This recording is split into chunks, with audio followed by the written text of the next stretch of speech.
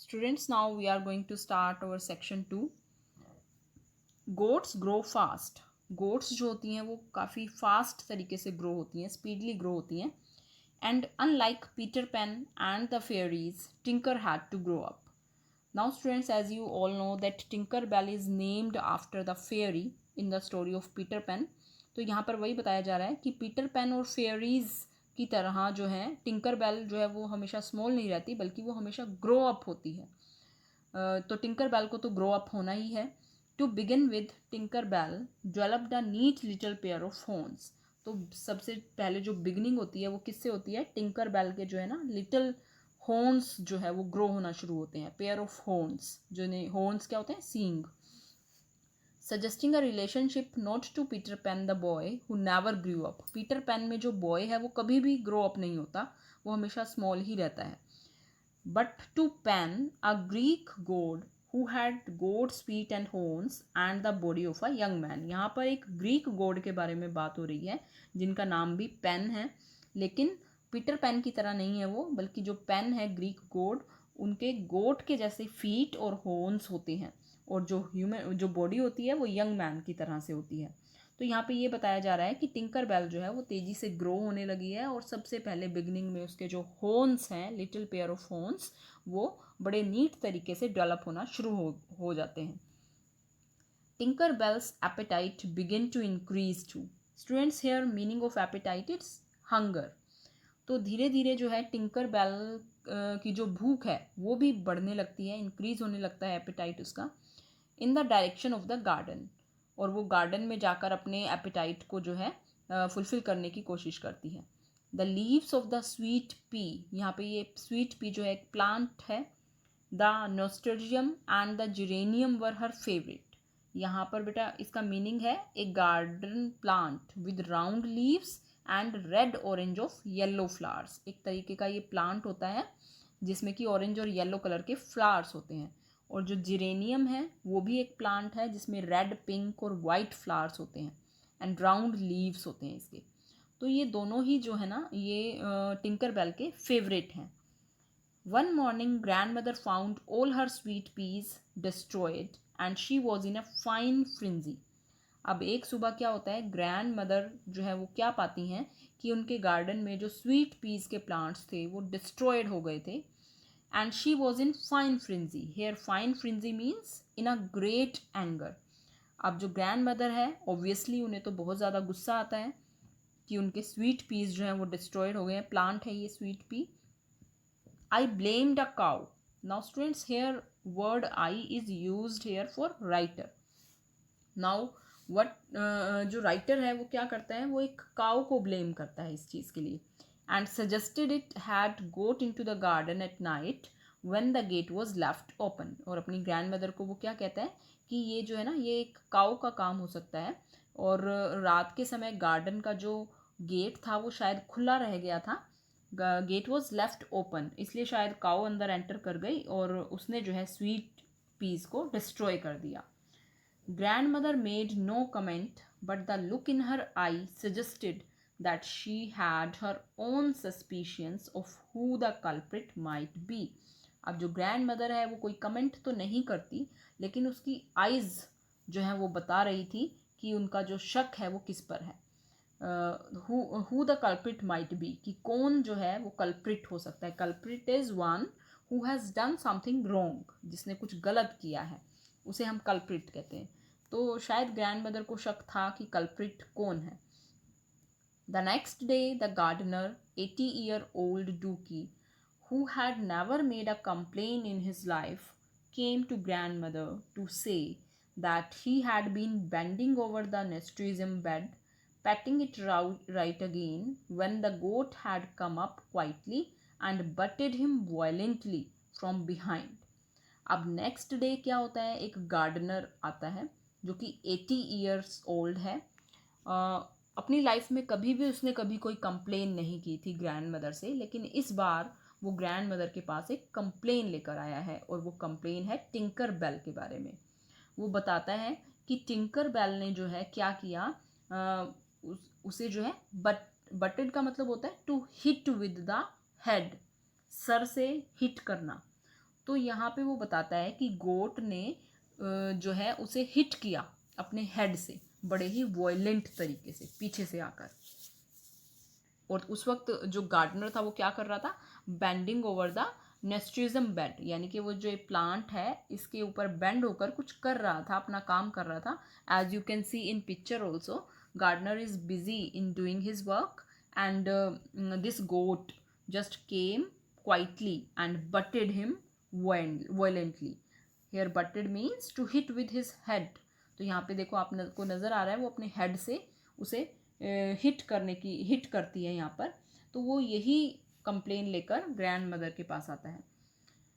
He refused to do any more work in the garden unless the goat was kept tied up. और वो जो है garden में काम करने से मना कर देता है जब तक कि गोट को टाइड अप करके ना रखा जाए, बांध कर ना रखा जाए, तब तक वो जो है गार्डन में काम नहीं करेगा।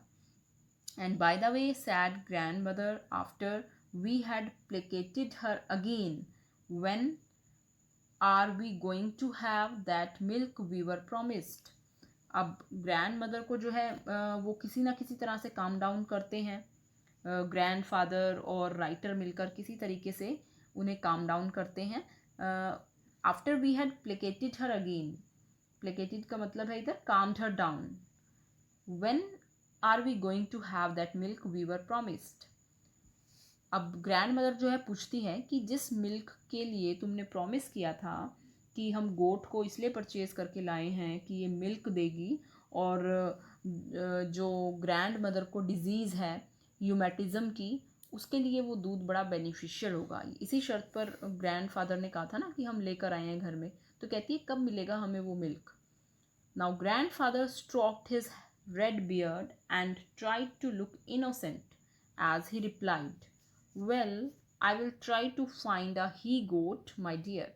अब ग्रैंड फादर जो है वो क्या रिप्लाई करते हैं ग्रैंड मदर को, अपनी रेड कलर की जो उनकी दाढ़ी है उसे हिला डुला रहे हैं और बड़े इनोसेंट तरीके से रिप्लाई करते हैं। कहते हैं कि हाँ हम मिल्क जो है हमें तभी मिल पाएगा, पहले मैं एक ही गोट को तो ढूंढ लूँ my dear. I will try to find a he goat means he is trying to say that first of all we have to search a male goat and then we will have to provide a suitable place for the kids, और उसके बाद हमें एक suitable place इन्हें provide करना होगा। All that grandmother said was, oh, but the way she said it betokened that we would be in no for trouble sooner or later. अब जो ग्रैंड मदर हैं वो क्या कहती हैं कि कन्वे कर रही हैं वो यहाँ पर कि हम ना किसी ट्रबल में फंस सकते हैं सूनर और लेटर इस गोट की वजह से। And trouble, like unseasonal rain, came when we were least expecting it. और जैसा कि ग्रैंड मदर ने कहा ही था, ट्रबल जो है वो आ गई, खतरा जो है वो आ गया, मुसीबत आ चुकी थी। लाइक अनसीजनल रेन, वो भी एक बिना सीज़न की रेन की तरह से, कि मौसम भी ना हो और रेन आ जाए, तो इसी तरह से एक ट्रबल आ गई थी। When we were least expecting it, जब हम जो है बहुत कम एक्सपेक्टेशन कर रहे थे इसकी। Now students we are starting section 3। Tinker, having discovered the uses to which she could put her horns, soon began using them. अब जैसा कि टिंकर बेल के जो हॉर्न्स थे वो डेवलप होने शुरू हो गए थे, और अब धीरे धीरे उसने उसे यूज़ करना भी सीख लिया था। The postman and the cook both had occasion to regret having turned their backs on her. और पोस्टमैन और कुक जो थे वो उसका शिकार बन चुके थे। कैसे? क्योंकि वो काफ़ी रिग्रेट फील कर रहे थे। रिग्रेट का मीनिंग होता है पछताना, यानी कि पोस्टमैन और कुक जो है वो उसके शिकार बन चुके थे। And they are feeling regret having turned their backs on her. वो इस बात के लिए पछतावा महसूस कर रहे थे कि वो अपनी बैक जो है वो गोट की तरफ कर कर क्यों खड़े हुए। This state of affairs came to a climax during the visit of a distant relative of ours, a large lady who was in the habit of bending over flower pots and holding silly little conversations with the flowers. और अब यहाँ पे writer क्या कहता है कि ये जितनी भी प्रॉब्लम्स टिंकर बेल की वजह से हो रही थी, पहले उसने गार्डनर को हिट किया, ग्रैंड मदर के प्लांट्स को डिस्ट्रॉय कर दिया, उसके बाद पोस्टमैन और कुक को भी जो है उसने नहीं छोड़ा, वो भी रिग्रेट फील करने लगे. This state of affairs came to a climax. Here students, climax means end, कि ये जो सब चीज़ें थी ये एक एंड की तरफ बढ़ रही थी. अब यहाँ पर क्या बात करता है वो, एक डिस्टेंट रिलेटिव की बात करता है, एक दूर के रिश्तेदार की बात यहाँ पे राइटर कर रहा है, जो कि राइटर के घर पर विजिट करती है. और ये कौन है, एक लार्ज लेडी है जिनकी हैबिट क्या है, बेंडिंग ओवर फ्लावर पॉट्स. वो क्या करती हैं, फ्लावर पॉट्स के ऊपर बेंड हो जाती हैं, झुक जाती हैं और कन्वर्सेशन करती हैं, बातचीत करती हैं फ्लावर्स से, जो कि अपने आप में एक बहुत ही अजीब सी चीज़ कहता है राइटर, कि silly little conversation with the flowers, कि वो फ्लावर्स के साथ कन्वर्सेशन करती है फ्लावर पॉट्स के ऊपर बेंड होकर, झुक कर, अपनी एक डिस्टेंट रिलेटिव के बारे में बात कर रहा है. Oh you rapturous geranium, you, she gushed on her first day with us, leaning over a pot in the veranda and eclipsing the sun for a moment. अब यहाँ पे राइटर जो है उस इंसिडेंट के बारे में बात कर रहा है. फर्स्ट डे है उस गेस्ट का उनके घर पर, और वो क्या कर रही है, जिरेनियम जो कि एक प्लांट है उससे बात कर रही है. Rapturous means very beautiful. वो जिरेनियम को क्या कह रही है, very beautiful geranium plant, leaning over a pot in the veranda. Veranda में रखा है ये पोट, और वहाँ पर लीनिंग ओवर का मतलब है झुकना, उसके ऊपर जो है वो झुकी हुई है. And eclipsing the sun for a moment. अब ये जो लेडी है ये पोट के ऊपर लीन ओवर हो रखी है, झुकी हुई है, और जो कि वरांडा में रखा है pot. And eclipsing the sun, here students, eclipsing means blocking out the sun for a moment. और जो है कुछ मोमेंट के लिए जो ये लेडी है ये क्या कर रही है, सन की जो रोशनी होती है उसे ब्लॉक कर रही हैं, रोक रही हैं. And Tinker, who was tied to the veranda porch, suspecting that the lady was also interested in geranium leaves. अब जो टिंकर बेल है वो वहीं वरांडा में बंधी हुई है, टाइड अप है, और वो क्या फील करती है कि जो लेडी है ना वो भी बहुत ज़्यादा इंटरेस्टेड है जेरेनियम लीव्स में, जो कि टिंकर बेल के फेवरेट हैं. Now what she decided to butt her out of the way of her favourite snack. वो ये सोच रही है कि ये लेडी जो है उसके फेवरेट स्नैक्स उसे भी पसंद है, और वो उसकी नज़र उसके फेवरेट स्नैक्स पे है, इसलिए वो क्या डिसाइड करती है कि वो उसे बट करेगी, यानी कि हिट करेगी ज़ोर से अपने सर से. ऐसा जो है टिंकर बेल डिसाइड करती है. It was the end of tinkers residence with us. और ये लास्ट दिन था टिंकर बेल का हमारे घर पर. The lady insisted she had been badly bruised though she refused grandfather's offer of first aid. अब जो ये लेडी है, यानी कि उस लेडी को टिंकर बेल ने हिट कर दिया था, और जो ये लेडी है वो क्या कहती है कि उसे बहुत बुरे तरीके से स्ट्राइक किया है. हेयर ब्रूज्ड मीन्स स्ट्राइक, तो वो कहती है उसे बहुत बुरे तरीके से स्ट्राइक किया है टिंकर बेल ने. हालांकि वो ग्रैंड फादर के द्वारा प्रोवाइड की जाने वाली फर्स्ट एड को रिफ्यूज़ कर देती है. First, grandmother ordered the cook to take Tinker straight to the bazaar and sell her at any price to the first customer who came along. अब जो ग्रैंड मदर है वो अपने कुक को बुलाती हैं और क्या ऑर्डर देती हैं कि टिंकर बेल को ले जाएं बाज़ार में और उसे सेल आउट कर दें, किसी भी प्राइस पर, किसी भी कीमत पर इसे बेच दें. कोई भी कस्टमर मिले उसे जो है बाज़ार में ले जाकर और उसे बेच दें, क्योंकि यहाँ पर ग्रैंड मदर जो है वो बहुत ज़्यादा परेशान हो चुकी है टिंकर बेल से. Tinker seemed to know she was being taken away forever. ऐसा लग रहा था जैसे टिंकर बेल को पता था कि उसे हमेशा के लिए ले जाया जा रहा है. Her eyes were quite moist. उसकी जो आइज़ थी उसमें काफ़ी नमी थी. I stood at the gate. Now here I word is used for writer. Writer is saying that he was stood at the gate, कि वो गेट पर खड़ा हुआ था. And watched her being led away, और देख रहा था जब उस टिंकर बेल को ले जाया जा रहा था. She kept looking back and bleating, wondering why I was not accompanying her on the peculiar walk. अब जो टिंकर बेल है वो बार बार पीछे मुड़कर देख रही थी, ब्लीटिंग कर रही थी. ब्लीटिंग क्या होता है, जो बकरी की आवाज़ होती है उसे ब्लीटिंग कहा जाता है. तो वो ब्लीटिंग कर रही है और आश्चर्य में है कि जो राइटर है वो उसके साथ क्यों नहीं आ रहा है उसे कंपनी देने के लिए. I could only wave to her and hope that her next owner would be kind and tolerant.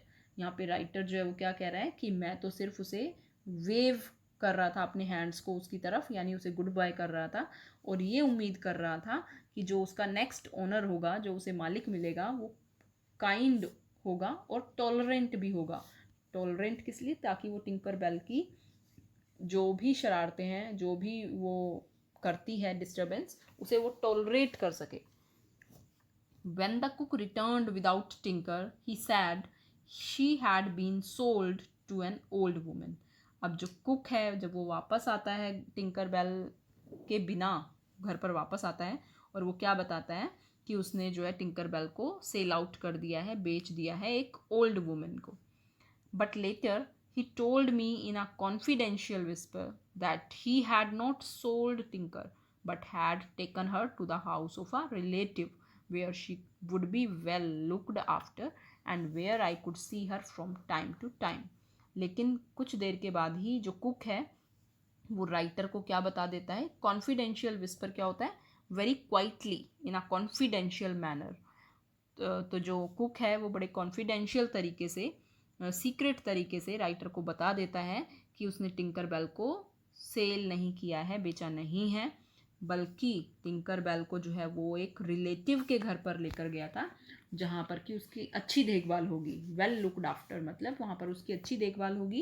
And where I could see her from time to time, और जहाँ पर कि राइटर टाइम टू टाइम जाकर उसे देख भी सकता है. I did visit tinker occasionally. अब यहाँ पे राइटर क्या कह रहा है कि मैं जो है ओकेजनली टिंकर बेल के पास जो है जाता था, विजिट करता था. And in due course I found her with a little white kid. और कुछ ही समय के बाद मैंने पाया कि वो एक छोटे से वाइट किड के साथ थी. Tinker was giving the कुक्स relatives over half a Seer of milk a day. और जो टिंकर बेल है वो कुक के रिलेटिव्स को मिल्क प्रोवाइड करती थी. Half a seer, seer is a old Indian measurement also equal to a litre. Here seer is a equal to a litre. 1 litre के करीब होता है ये. तो 1 लीटर के करीब मिल्क जो है टिंकर बेल प्रोवाइड करती है कुक्स के रिलेटिव को. They were very pleased with her. और जो रिलेटिव हैं कुक के वो काफ़ी खुश भी हैं टिंकर बेल से. She was on good terms with every one in the house and only butted strangers who bent too low when giving the customary salam. तो यहाँ पे राइटर क्या बता रहा है कि रिलेटिव्स जो हैं कुक के वो काफ़ी हैप्पी हैं टिंकर बेल से. टिंकर बेल का जो टेम्परामेंट है वो थोड़ा चेंज हो चुका है और वो घर में सभी से अच्छे से व्यवहार करती है, अच्छे से गुड टर्म्स में है वो सभी के साथ. और सिर्फ वो बटेड करती है किसे हिट करती है? स्ट्रेंजर्स को, जो कि उसके लिए स्ट्रेंजर्स होते हैं, उन्हें वो हिट करती है. जो बेंट करते हैं, जो बहुत ज़्यादा नीचे झुक जाते हैं, बेंट टू लो, जो बहुत ज़्यादा नीचे झुक जाते हैं. व्हेन गिविंग द कस्टमरी सलाम, जो कि सलाम करने के लिए एक कस्टम होता है मोहम्मडन्स में सलाम करने का. तो जब वो सलाम करने के तरीके से बहुत ज़्यादा नीचे झुकते हैं तो वो सिर्फ उन्हें ही हिट करती है. So this was your chapter. I hope this is clear to you all.